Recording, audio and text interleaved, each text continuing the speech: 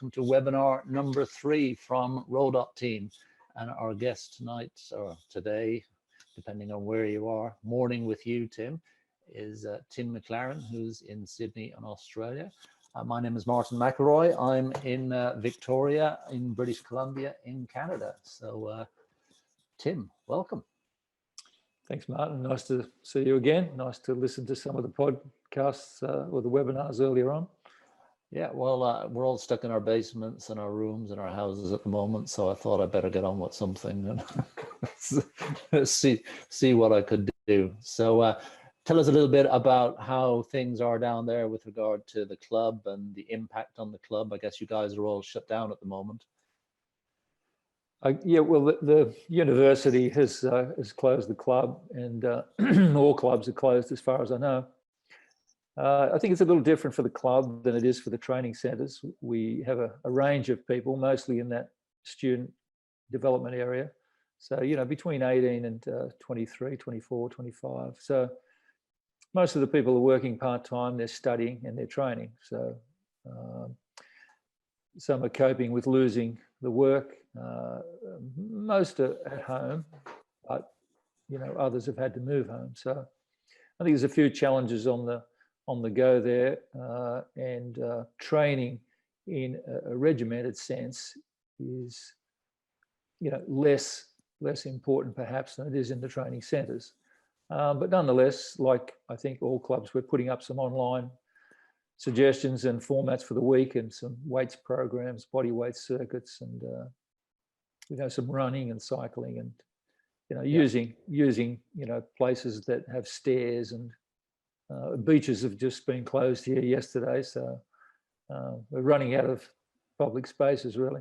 Yeah, no, it's hard, but it's the same for everybody. You know, it's easy to sit there and think, oh, this is pretty terrible, and then you go, well, actually, we're all in the same boat, literally, this time. Correct. Yeah. Yeah. So tell us a little bit before we go back and look at some of the things that you've been involved with and things you're currently involved with. Just tell us a little bit about UTS in its current form and your recent arrival there. Well, not that recent now, but just the development of that. You've come the full circle. I was in Tasmania, actually, you know, back in the early 90s, late 80s, when Reinhold Bartschi was setting up the system here, a small boat system predominantly. After 88, so 89, a lot of different coaches came in and took over states. So they became head coach, directors of coaching roles. So I was in Tasmania from 89 through Barcelona, then came up to start UTS. Haberfield Rowing Club had sort of gone broke, and that'd been shut down. So the university were keen on promoting that aspect of the education, the sporting side. It's a university of technology, Australia's #1 young university, so less than 50 years old. So, you know, we came up, Ellen Randall was coaching, and she became the women's head coach, and I looked after the men, and it sort of grew from there. We had a number of good Olympiads there over that 92 to 2004 period. So in the university, I think we're happy with the profile of the club, and, you know, to sort of adopt rowing as one of their sort of flagship sports, perhaps. And then you went away for a while, and now you've come back. 2006 to the London Olympics was in America, setting up the California Rowing Club, which was to be you know, one of the first sort of training centers, if you like. It was a club, but it was designed and supported by Gary Rogers, who was a benefactor of Cal Berkeley.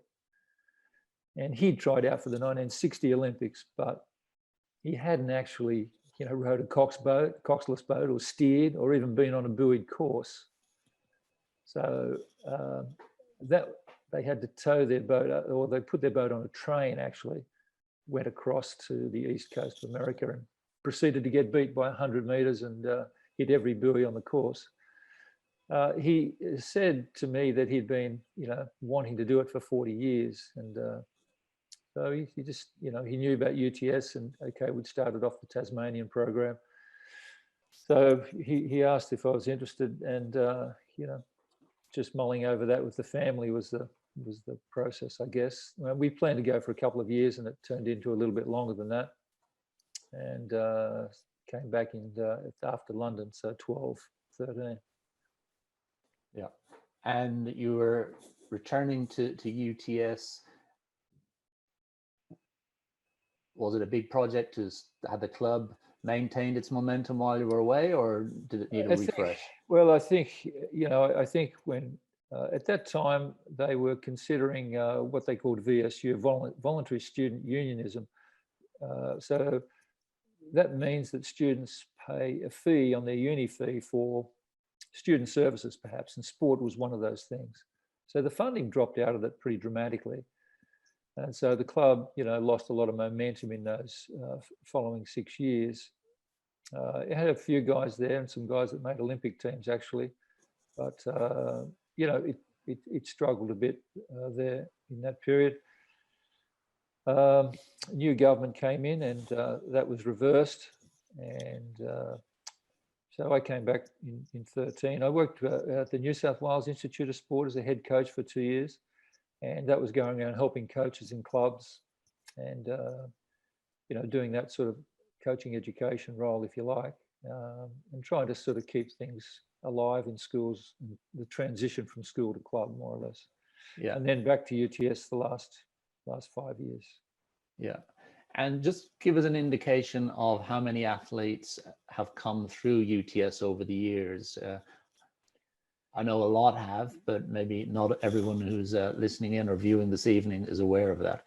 Yeah, I think, there's been a lot of athletes represent Australia and go to the Olympics in that 90s, 2000s period, maybe 30 plus, I guess, is a number I've heard. But, the system was, Reinhold's system was basically you train in a club or in a centre, wherever you were, and then you'd just come to trials, January, February, March, April, 4 trials, single and double or pair and 4.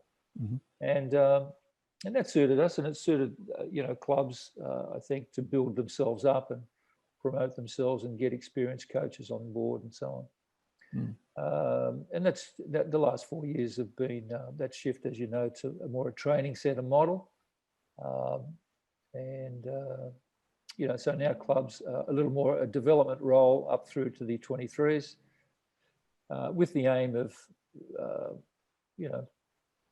talented people having access to the training centre. So that's where we are sort of at present. So no, the Olympic team doesn't train, it trains out of the centres, and it runs pretty much like a lot of the centres around the world, I think, whether you're in Italy or in Britain. Yeah, and when we spoke with John Keogh recently, he actually pointed out a girl in the 8 who'd come through the UTS or maybe the Haberfield program. She was in the Colorado Surf Club, and strong girl, and she's done a great job. She, learned some of the basics there. I have 2 assistants, Alex Field and David Geely, and another women's coach after Ellen Randall, Hallie Chapman. So we get a little bit of momentum with some of the kids coming out of school. And, but some of the good kids also go to America to, for that experience, I guess. But she's a good example of someone that's come through the club. We have 4 men and 3 women in the training centres at the moment, just members of our club. And some of them have been members of a few different places. They come from America and other clubs. James Medway had a heart attack, I suppose, earlier, last year, and so he's been forced out, and so that was a shame. He's a good athlete. He was at the training centre. So I guess we had 7 or 8 there, and we've got a couple of more kids that maybe of the standard over the next year or 2. But once that initial group comes into the centres, it's a little slower to develop everyone that follows. And when you start a centre like John, there's an existing group there. Some are less experienced than others, I think the men have some medalists there already, so that gives you a little momentum. And because you've worked in the US and you've worked in Australia, and the issue that I guess I'm thinking here about students and so on, the issue that overlaps both of those is Australian students who get scholarships to the US. How do you feel about the movement of athletes backwards and forwards like that? Well, it's a source of frustration, I think, for clubs and for the NTCs, perhaps. But it's just the way of the world, isn't it? Younger people are exposed to the world at a much earlier age, and they see these opportunities as an adventure. And rowing is a hard sport, and certainly you have to have a certain toughness to progress. I think the college environment creates a critical mass. There's a lot of people there their age, and so it has an attraction in that sense, in a social sense. Also, the colleges, the big colleges, they've certainly got a history and a tradition, and all people want to belong somewhere. So these things are fairly impressive, and when people come and tell you, "Hey, you could be quite good," there's a flattery to it all, but I think it's just the way of the world. I do talk to a number of parents and people about America, but I try and paint, a real picture that people may not come home, they may drop out. It doesn't suit everybody. They'll make their call as they will, and I don't want to be involved in that decision-making process. That's still a fairly big obligation to move to another country.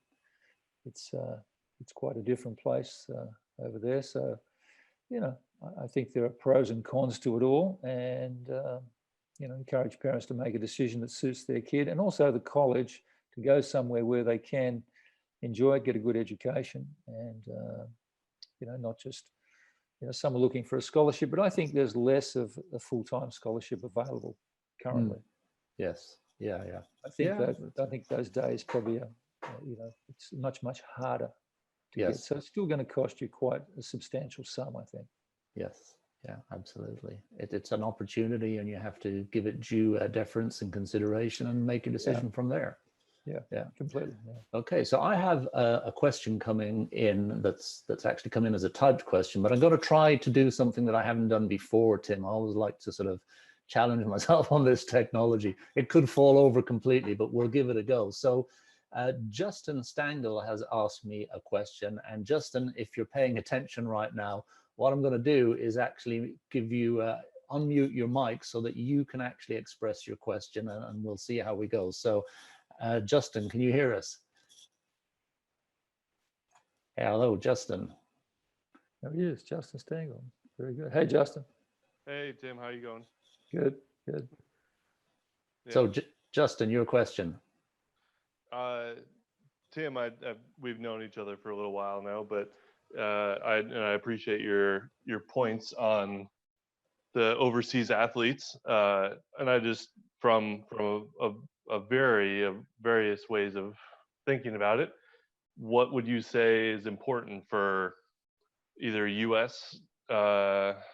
Coaches to figure out what is best to help the athletes from overseas to help compete for their national team spots when they return to their home nations? Well, I think that's the question that the countries themselves are asking themselves. I'm not sure if it's in the scope of the college itself to cater for every different nationality that you have. It's a little more the country. Some countries just, if you go to America, you're done. And I think it's been going for a while now, and I think national systems are sort of getting used to the fact that, well, we're going to have to deal with this, and it's not really being that smart or that creative by just canning it. It's just a reality, that's all. And some of the coaches' kids are going overseas as well. So, when that opportunity comes, it's hard sometimes to talk teenagers out of that opportunity. So for coaches like yourself who are at college, I think an awareness of the kid, the athlete themselves, communicating to them, and the federations what the requirements might be for trialing. And I think federations are trying to make those things as least onerous as possible. Like America does 6K erg testing, some other countries do 5. Well, you know, that's not really a huge sticking point for me. Send me a 6K score, I'm fine. You know, so doubling up on the testing, I think, is really highly unproductive. You've sort of got to, you know, give the American college programs due reference that they do train hard. And you know that when the kids are finished, they've had a workout.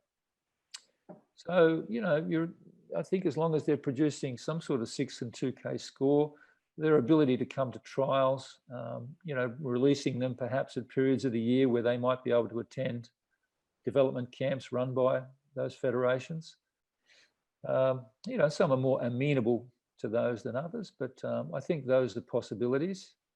But I think certainly the communication has to come from the federation to the college, and try to show a degree of flexibility, and just keep an eye on the kids through coaching and communication and talking to coaches. And then at the end, after the IRA or the NCAA for the women, late May, early June, to have those people then, you know, available for whatever underage team they might be in. So, Justin, as a coach, you've had this experience of overseas athletes, and how's it been for you? Yeah, I try and make it as positive as possible for their opportunities, and just give them, you know, in the past when I've been doing it, try and just help set them up as best as possible, while also being able to peak. You know, it's tricky because you're trying to peak for whether it's Pac-12s or Eastern Sprints, and then the national championship at the IRA, and then you're trying to send them on so they can hopefully earn a spot over the summer racing season.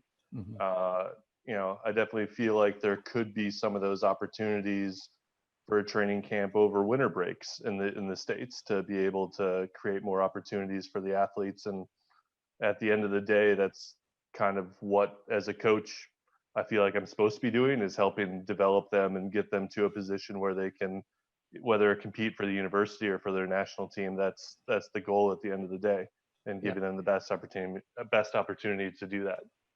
Absolutely. Thank you for that input, Justin. Thanks, Justin. So we don't create too much noise, I'm going to mute you here again. No offense, Justin. No okay. Yeah, thanks.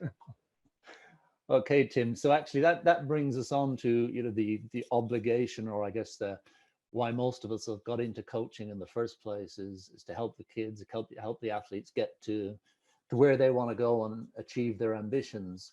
And then just coming into the layers underneath that, I know we've got some video here that people are always very keen to hear what you've got to say from a technical perspective as well, and interested to hear how your thoughts have changed over the years. Now, you know, I'm working with Mike Tatey in America for, you know, parts of the year, and that's been enjoyable, as well as working with Rob Baker and you know, Jordan Stanley, Donald Legg at the group at Cambridge.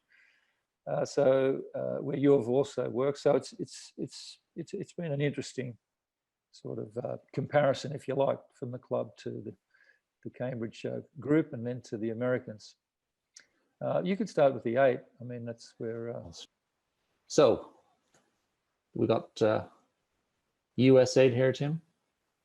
Yeah, this is one of the 8s in training down in Chula Vista.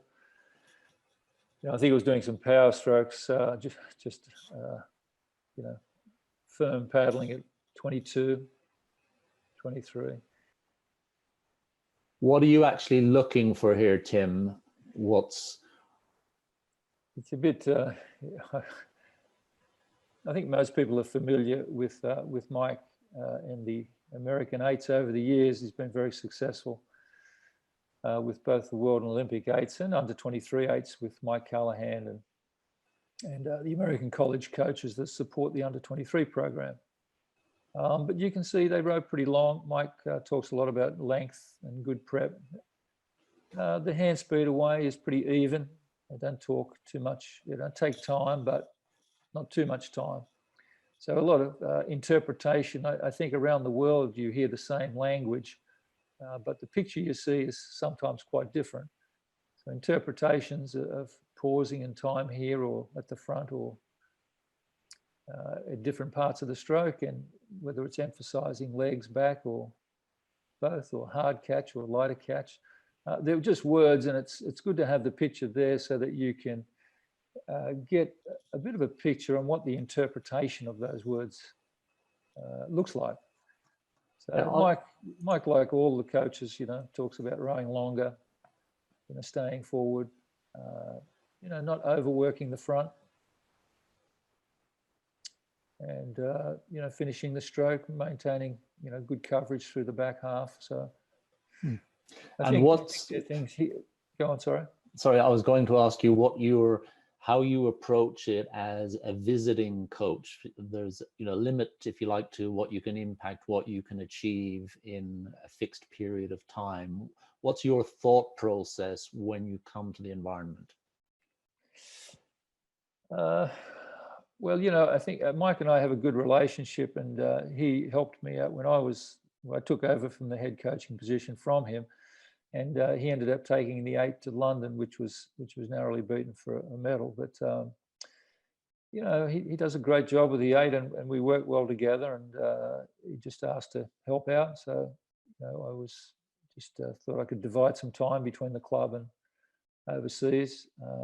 And because I don't know a lot of the guys, or I didn't last year, it's just working within that framework that he sets up, and supporting that. And because we're trying to get the pairs going a little better, doing a bit more work with the pairs and the straight 4. So Mike has them moving between the 8, the pairs, the 4, and there's a lot of rotation throughout the season. So I think we made a little progress last year, and we have a couple of young guys joining the squad this year, and I think it'll be a stronger group.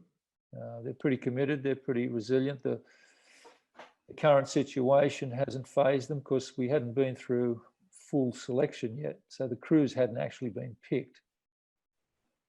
So there's a squad still of guys, and they've taken it well. They're quite an independent group. They train well.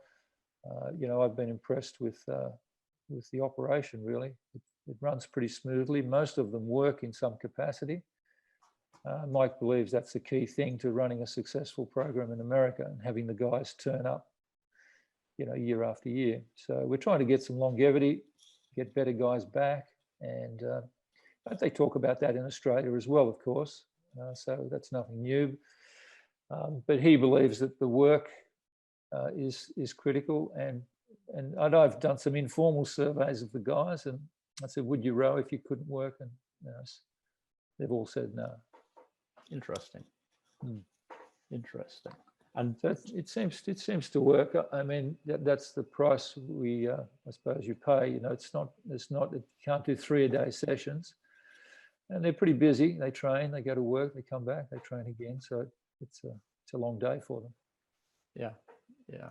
But they, like you say, that seems to be motivating for them, and so be it. I think it brings a certain toughness to the group, a certain mental toughness and acceptance of things that are, and they're high achievers. They're smart guys. They want to move things on the different side of their lives, and if we can make that work, it's a little like the old Australian system, I guess, and like we did back then, like Reinhold did.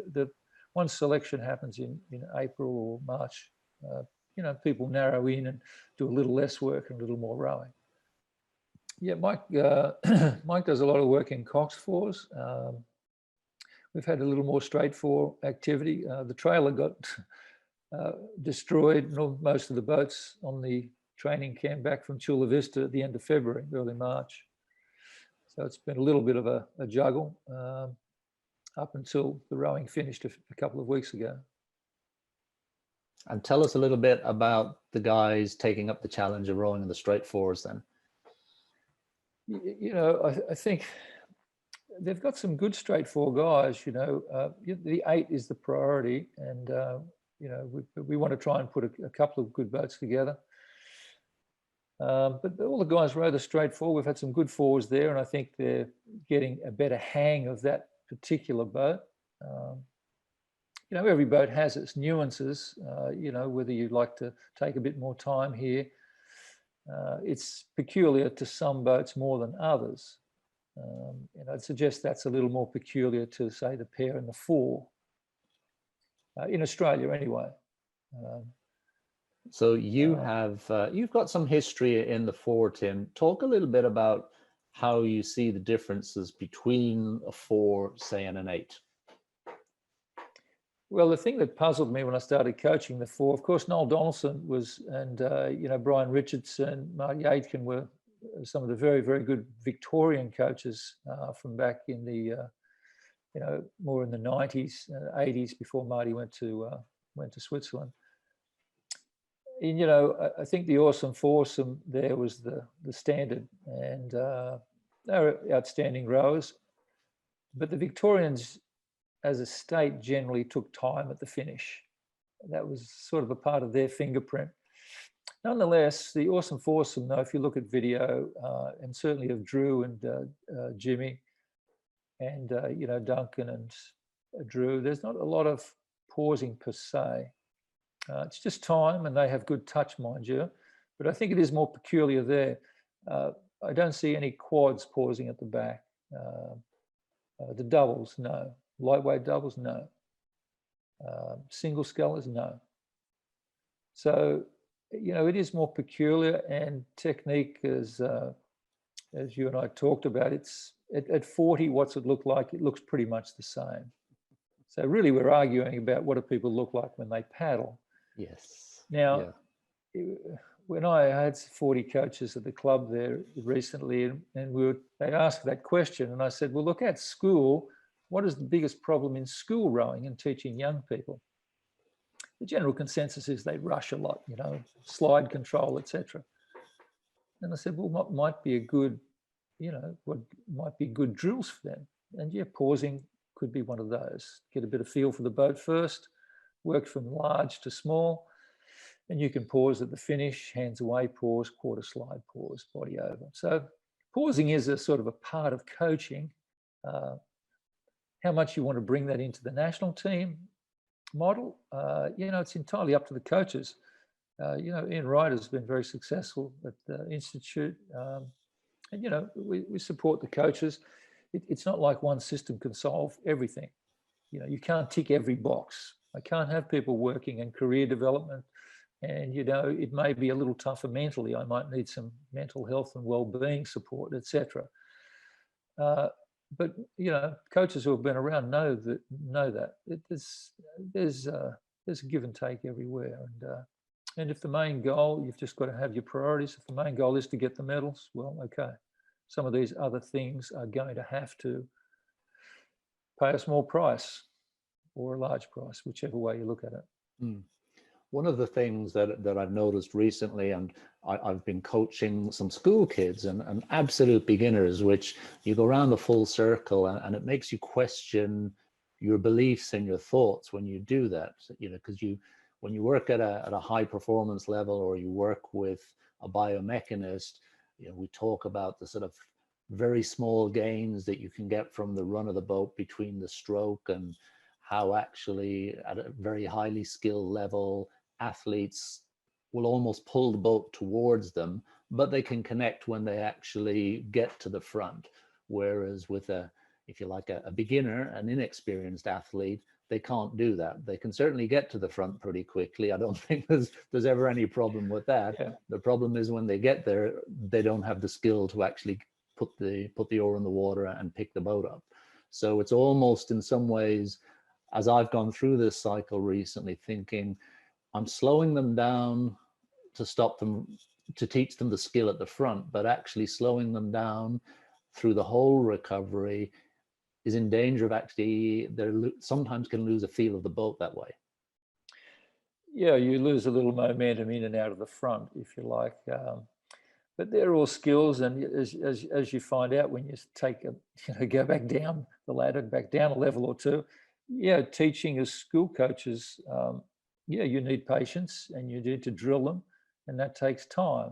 And so fitness suffers, you may think, but kids are pretty fit. The main obligation is to teach the people to row and improve the rowing. And Yes. at the club, we look at, okay, number one is athlete welfare. We try and sort of make sure they're studying, they're doing some part-time work and being useful, and that they're training. So if you're doing three things, you're being busy. And if you're any good, you'll still be able to get into the training center doing that. We had a kid pull 547 a few weeks ago that's been rowing for 18 months that, lost 40 kilos of weight. Another boy, 20, 55, 53. Another lightweight had a 6-second PB. You can make progress with these people. It's just a little bit of time. And as sure as when they move into the centre, they're surely going to improve. There'll be a higher level of fitness and adapting to that environment required, which, mentally is a challenge, and some more so for some than others. Yes. Yeah, absolutely. But that school coaching is the drilling. You have to do the drilling. If you've got an hour and 10, it's to say to kids, you must plan the practice, and you've got to have the drill sorted out and try and coach the drill. So it's not just the drill; it's your interpretation and emphasis on the parts and the speed and what it's going to feel like. So I think that's a key thing for young coaches, to sort of try and impart what this feels like. What's it going to feel like to make the change? So that can be a level of detail which really helps the message get through a bit better. Yeah. So actually that describing feel is an incredibly difficult thing. And you alluded to it when we're looking at the eights rowing there. And I've often thought about this myself. You could give the exact same written description, and we see it all the time, of technical models, and it says you should do this and you should do that. If you gave it to two different coaches, you get two completely different results no matter what's written down.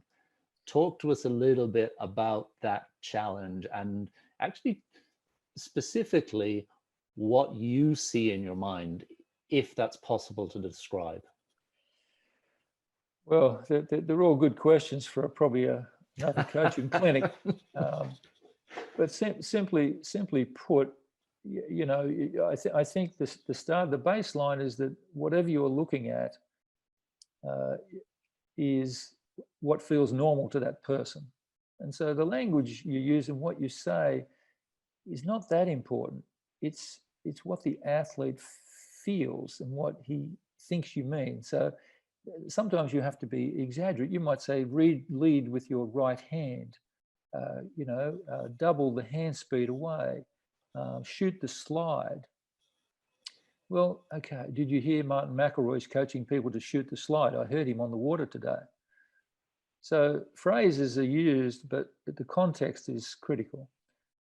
And, I think if you can add some detail, but add that while you're doing a drill. So the thing is, if you're looking at the crew, try and process what's going on.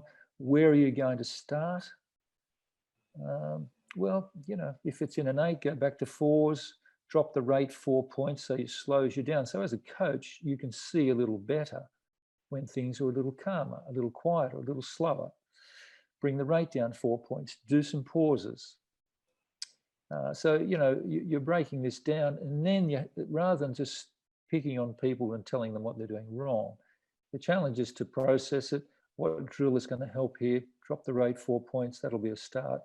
Go to pauses and work through a little process where you slow the environment, and then you can actually achieve something.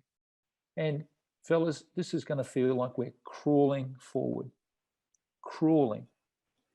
You may get 1 point for that emphasis, but it's a slow burn. But anyway, kids get used to your language after a while, and if you follow that up, look, it's going to feel like this, it's going to feel like that, because this is like hitting a golf ball or a tennis racket, and that's the difference. We can have models, but someone's got long legs and a short trunk and they're thick. why have lightweight fours always been so close to heavyweight fours back in the day? No, you know, they were painful. I mean, there's a gap in the pair, there's a gap in the 8, but the 4.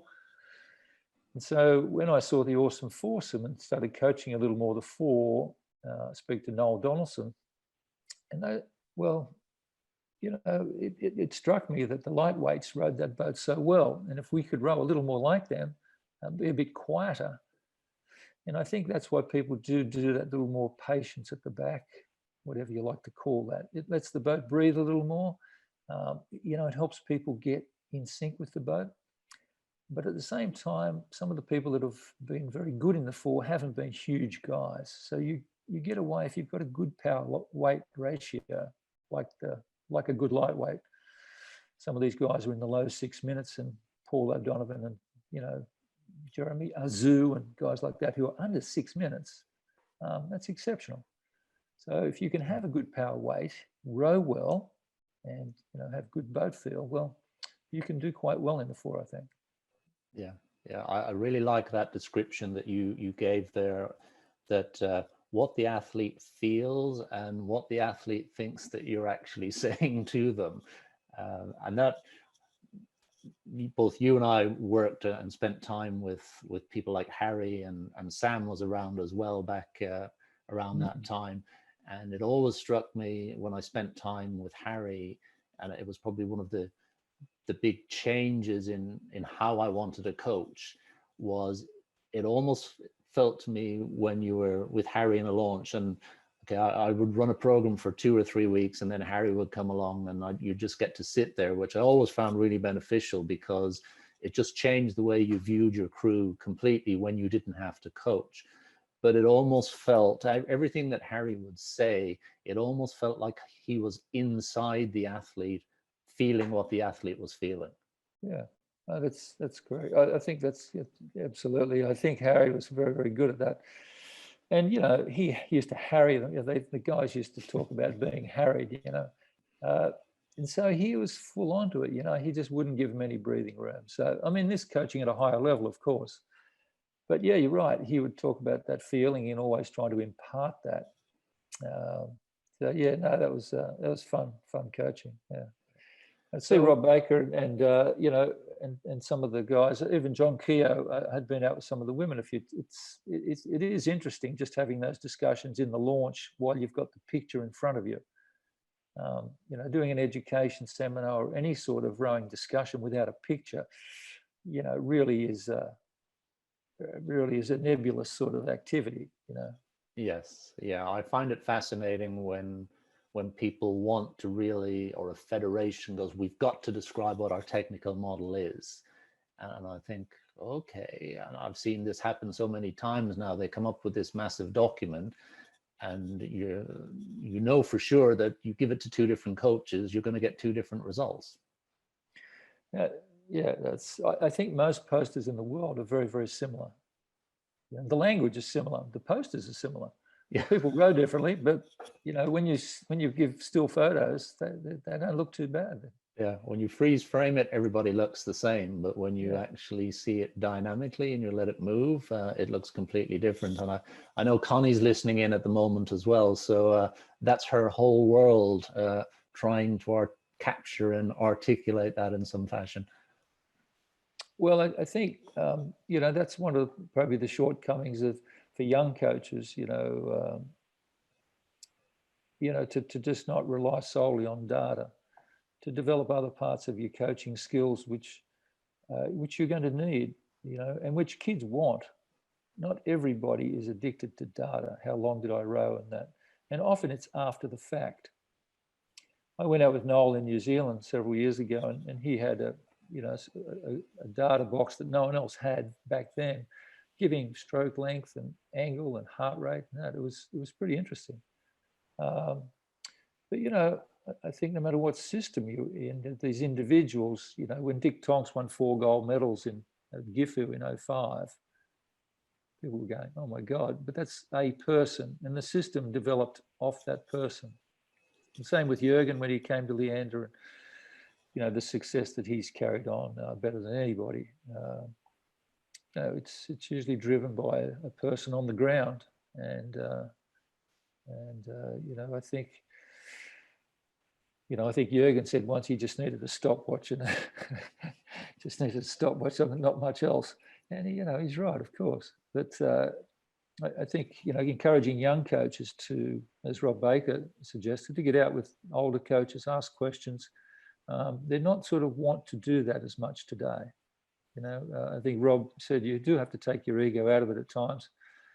It is a fun environment if you can get a mutual respect with a group of coaches and bounce things off people. If no one's so there's different sides to coaching, which I think you need more when you teach going on.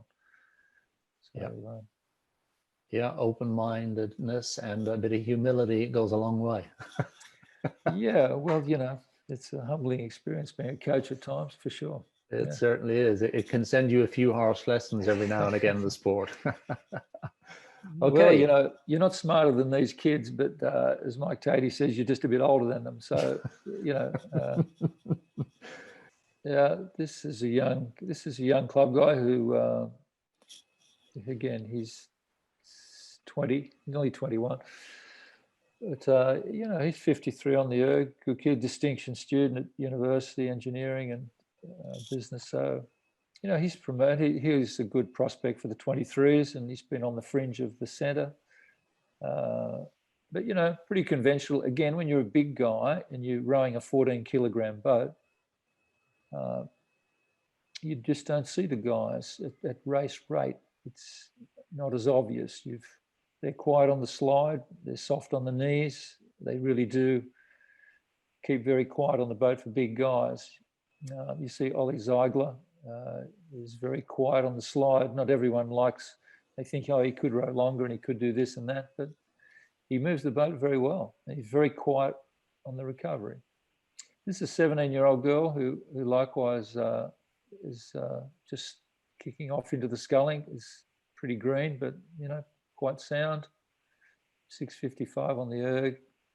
This is a 17-year-old, so a good junior under 23 prospect over the next couple of seasons.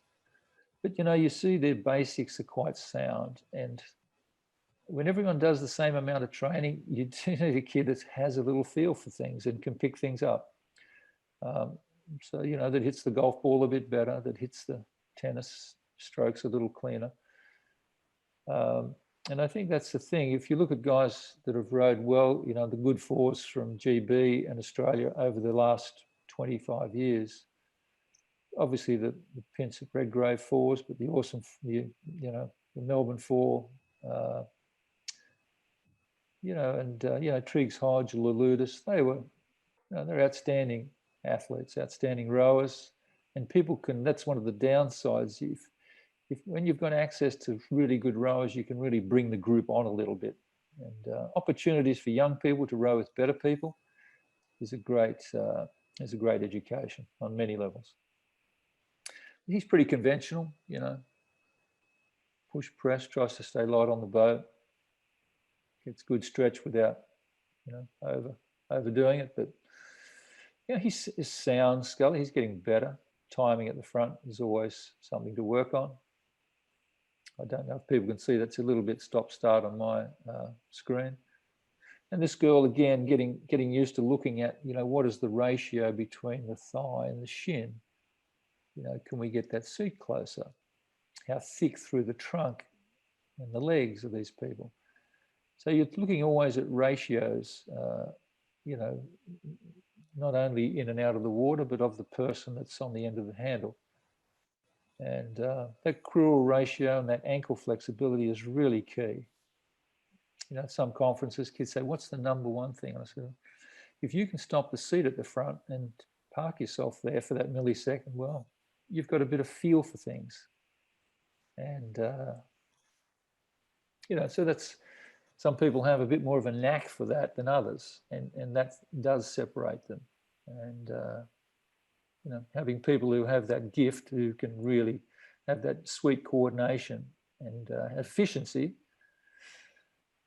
well, that's that's that next level. That's just that little separator. Because everyone that competes there is fit and they're tough and they're strong.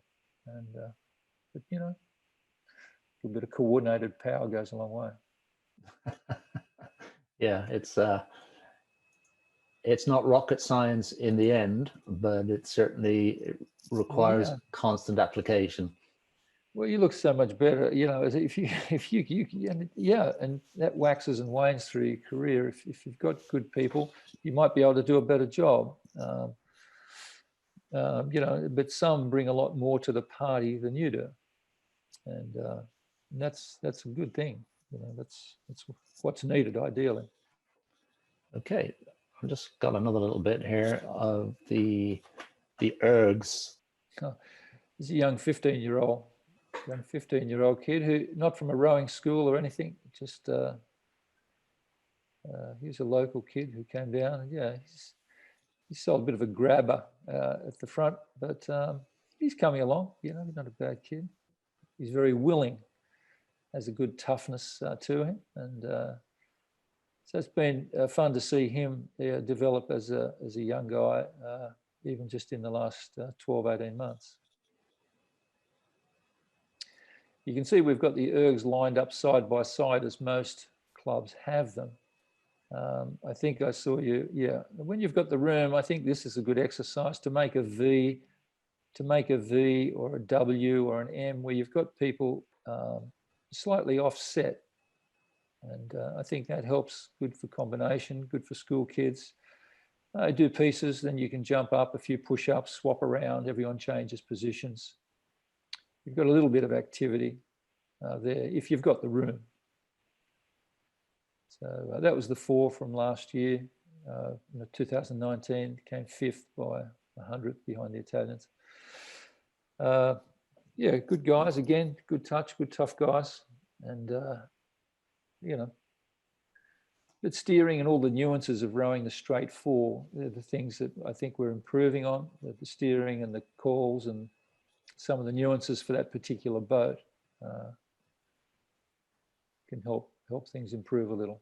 Yeah, and talk a little bit about fixed head and sliding ergs.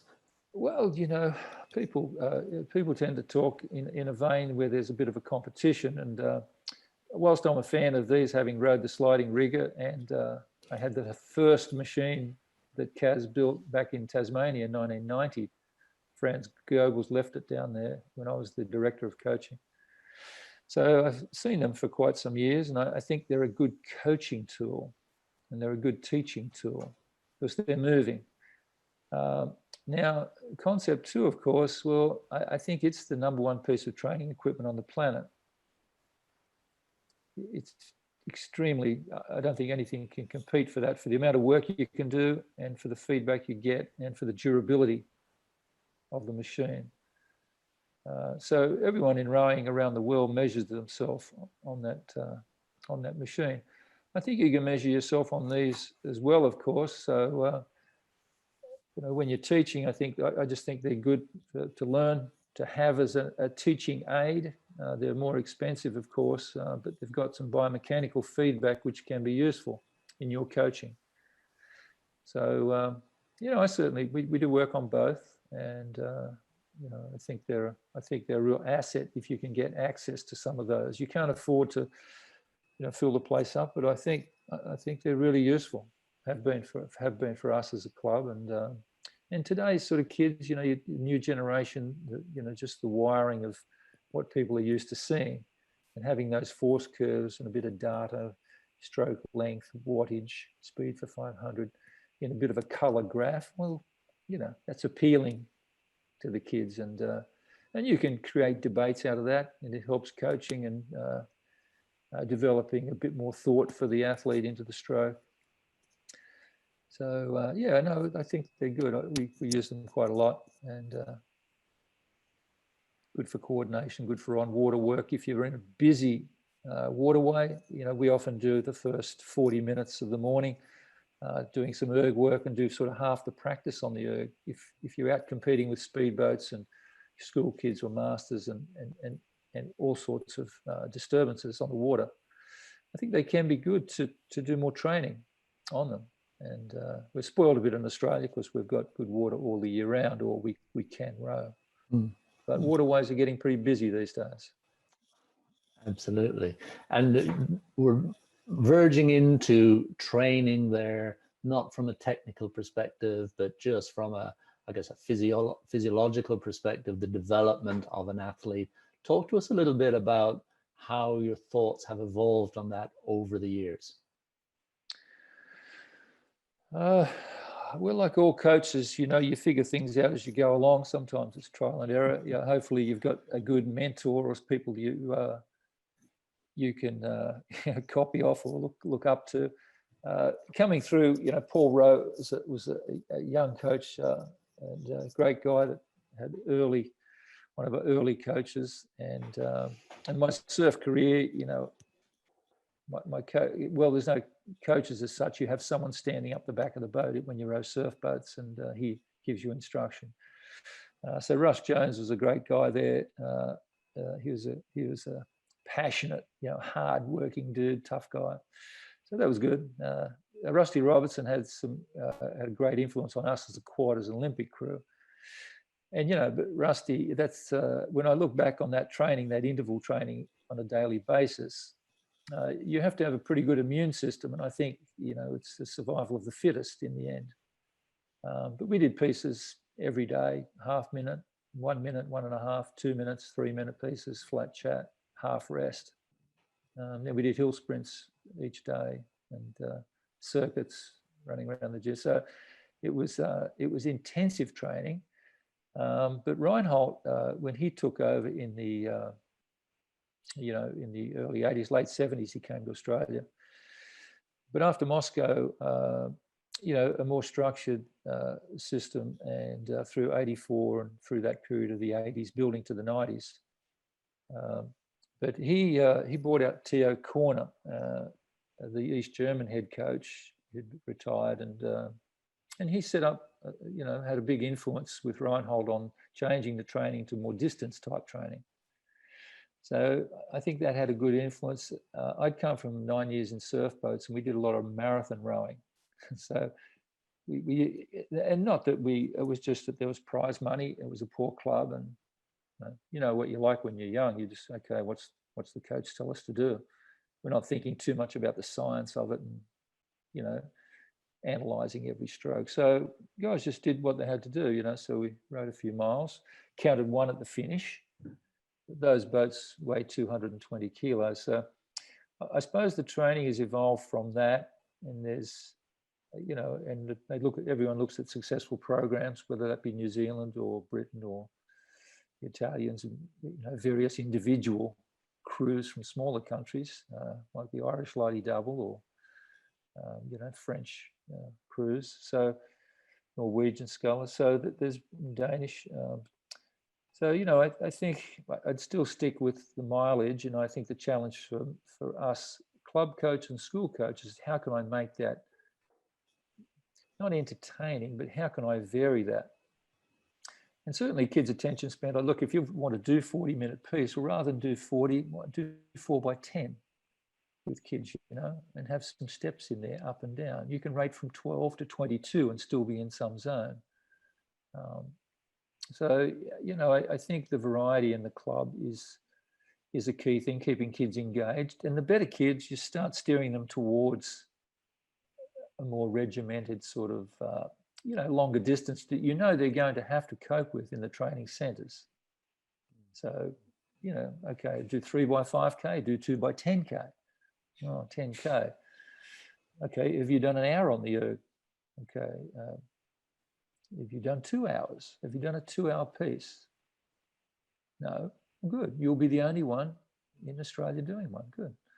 So, you know, it's the mental development as well as, you know, the physical. And, you know, but I think less is more with the young ones. I think getting them sleep, you know, they're growing, and school programs, training of an afternoon is better, I think. The odd morning, sleepovers, barbecues. It's acknowledging what sort of a crew do I have this year and what might be the best approach. I can't just flog them with the same program if these kids are sort of just, well, you know, they come down for a bit of fun. They didn't come down to win the Olympics. So I think adapting to the audience you have, keeping some variety in the program, trying to sort of work off a philosophy of getting some mileage. And you can do that by breaking up the erg and the water. You can break the session. It creates a little bit of a space.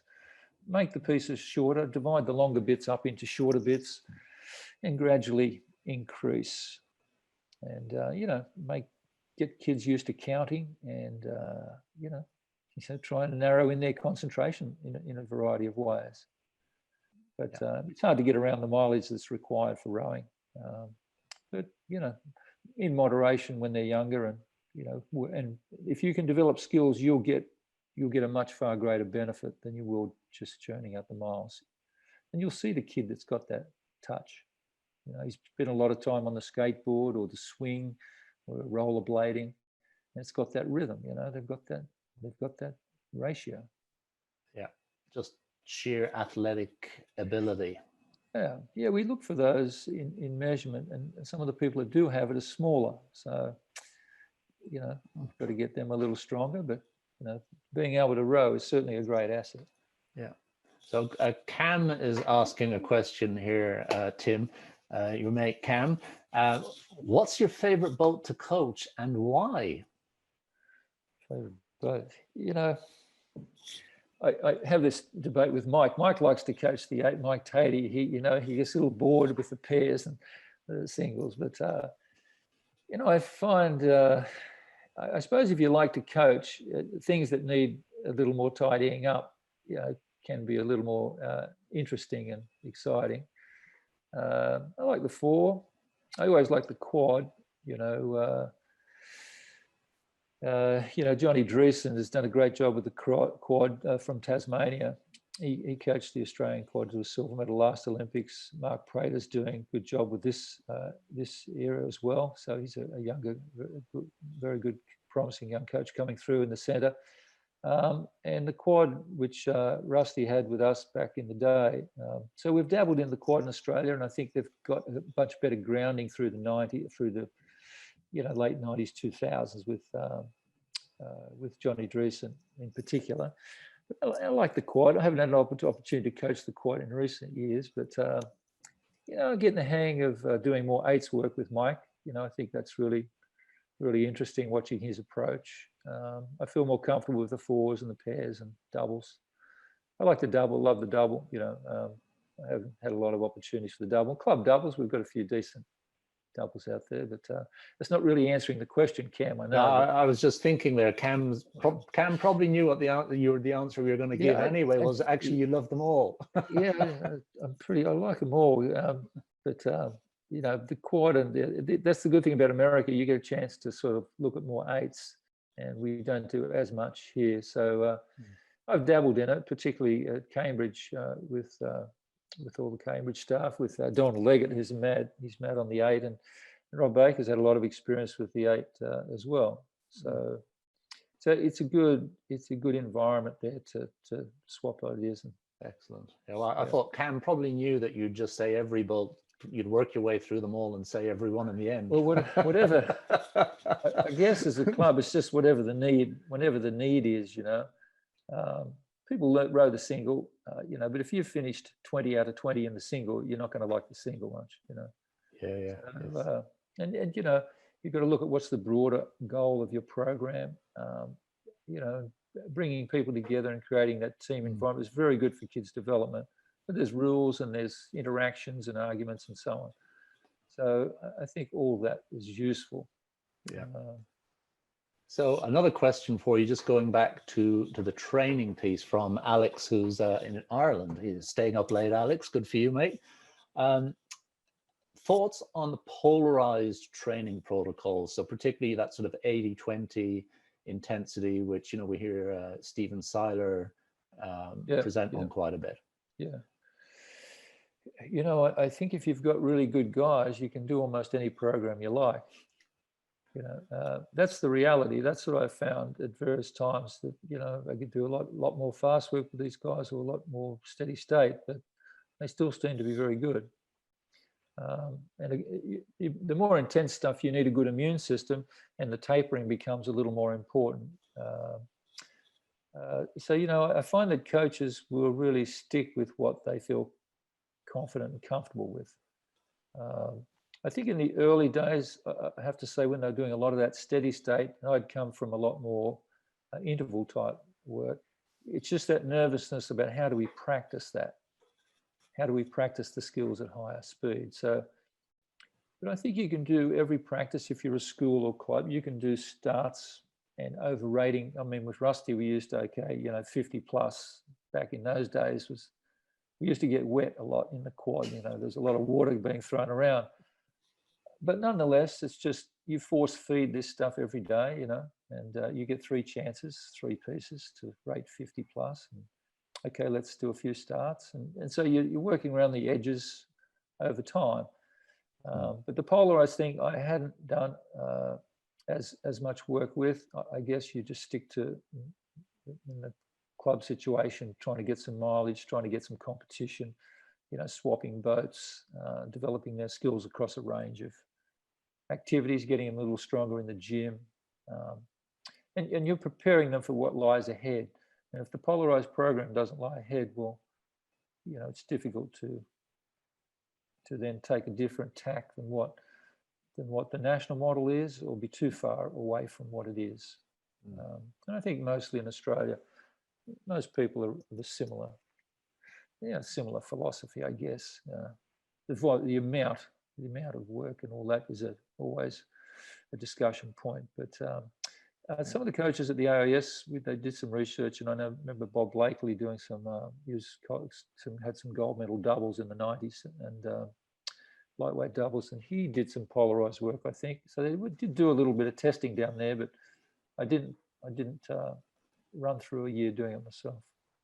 Yeah, it's what's happening at the top and what's being published and research and so on. It's easy to get drawn towards that, but actually lose sight, particularly if you're dealing with beginners and younger athletes. Like you say, pretty much almost anything works, but it has to be built around their life. Yeah, it does, because and the good people will come through. That's the good thing about it. The actual thing that's surprising, I guess, is that if you've got a club situation, just keeping that variety, and it'll still move them on. It will still move them on. So things will run their course. You have to encourage strongly, perhaps, some of those people who need a bit of a kick along. But there's kids out there who want to do it, want to train hard, and I think having older people around helps that. So.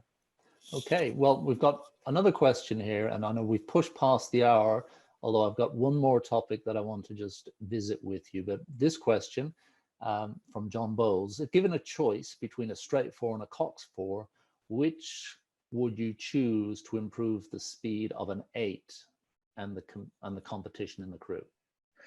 That's a good question. I like the Cox 4. I actually wrote a letter when they got rid of the Cox 4. It was after '92, and the Awesome Foursome had won the gold medal in Barcelona in the 4, and you might recall the Romanians won the Cox 4, and they were just under 6 minutes. And I think the straight 4 was 55 or 4. It was pretty tight, 5-6 seconds perhaps between the straight and the Coxed. So the Cox 4 was always a good quality event. And it was a shame they got rid of it, because, for safety on the water, for teaching, for getting coxswains in the sport, there were so many good reasons to keep it. And with the lightweight 4 back then, okay, maybe the heavyweight 4 had to go. I suppose that wasn't going to happen. So, but I think the Cox 4 is excellent. It takes the steering out of things. It takes other factors like, a person in the 2 seat that doesn't want to talk or do calls, or is unfamiliar with the positions. So I think for trialing, for testing, and for getting more accurate data, I think the Cox 4 is a great boat for doing that. And good critical mass, coxswains, and so on. So I know Mike likes it. We do straight 4s at the moment, but I know Mike in the past has also done quite a bit of work in Cox 4s to take out, because in America the guys don't, steering, that's a new skill, and buoys and that like you can do in the straight 4. So I think the Cox 4, if you've got access to those now, I think it's a great training and selection boat. Okay, thanks, John, for that question, and I think Tim has covered that one pretty comprehensively. So just winding up or working our way towards a conclusion here, just for younger coaches who are aspiring to move along in their coaching career and move along the ladder of maybe towards club and high performance or underage national rowing, from your own experience and from your thoughts currently, wherever your thinking is about that, what would your advice be to a young coach? How to move forward? I think Rob Baker said it best. I mean, if you can have a little access and spend some time going out with someone who's more senior or who might be able to answer your questions. And as you said, I think yesterday, talking to John, I think most coaches are happy to help. I laughed. I mean, I think the Chinese went to New Zealand there the other year before Rio, and someone said to Dick Tonks, "What are you coaching the Chinese for?" And he said, "Oh, they asked." And it was sort of simple as that. And we had an American lady double with Will Daly and Andrew Young. What's his name? So Annette went down and trained with New Zealand squad for Andrew Campbell. Went down to there, I guess, for must have been 3 or 4 or 5 months. And we had the Irish double down, and not, I think they were just looking for a break in the sun. But so, I think for young coaches, they've got to be a little more expansive in their thinking. It's no good thinking you know it all, because the kids deserve you to try and be as good as you can be. So I think if you can look at seminars or clinic or ask questions or watch a lot of video, you need to watch more rowing to get better at coaching rowing. You've got to look at more crews. You've got to watch it more. It's hard to look at an 8 at pace and figure out what's going on. Try to look for large to small. What's the boat doing first? What's happening with the blades? Can I see all those bodies going at once? Well, maybe I'll just look at 8 heads. I'll just look through and look at 8 heads, then 8 bodies. What about those leg drives? So just segment it and look from large down to small. It gives you something, a goal to where do I start here? My God, it looks busy, but where am I going to, what's going to happen here? But going out with someone who, like a Mike Tatey or any of the coaches, that look at 8s all the time, you can, some of these school coaches are very, very good. There's a lot of good school coaches in Australia. There's some, very experienced people. They're teachers and they're, educators. And I think those people can be very, very helpful. And it's good to touch base with those guys who've been coaching for a long time. And I would strongly recommend that, you approach them to go out and ask a few questions in a quiet time or after practice and develop some relationships where you've got some access there. Yeah, and from my own experience, I think it is a sport that is quite open in that way. I mean, it's the reason I've been able to even consider doing these webinars, is that over the years I've got to know an awful lot of different people, a lot of open-minded people, and they're willing to actually allow you to ride along or have a discussion. I called some guy up in the UK last week to talk about rigging for young girls, because it wasn't something I had a great deal of experience of. And we ended up talking for an hour and a half, and he gave me some great insights into his program, and it was a really good conversation. I think that always is that in any system, if you can get all the people in the one room, and have those conversations, I think you find that, people feel much better about things. It helps things run a bit smoother. You've got all these different levels, and underneath is contributing to the top theoretically. and just trying to make those experiences enjoyable for people is it's what sport's all about a little bit, isn't it? Absolutely. In the end, the athletes will sort it out on the water themselves. Sure. Yeah, you don't need to whip them. The ones that want to get there will get there. Yeah. Yes, it's not a combat sport. It's not like you can slow the other guy down. Yeah, there's no tackling. Right. Yeah. It's about making yourself the best that you can be. Tim, thank you so much for taking the time. It's been an opportunity in adversity here at the moment, because very rarely do we actually get the opportunity to have a good conversation. There's always things in the way. So thank you so much for actually taking the time to chat with us on this webinar. And I'm sure everyone who's actually been attending and looking at it will appreciate the time taken.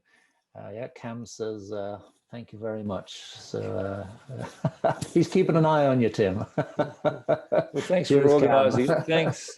Thanks, Martin, for organising it. It's good. I think coaches really enjoy getting together when the opportunity arises. Of course, it's such an insecure environment at times that that people have got to make the first move. And so thanks for reaching out. It's good to reconnect, and it's enjoyable chatting about rowing. Hope it's not too boring. Hope it wasn't too boring. We could go on for ages. Thank you very much. Cheers, mate. All the best. Bye-bye. Bye now.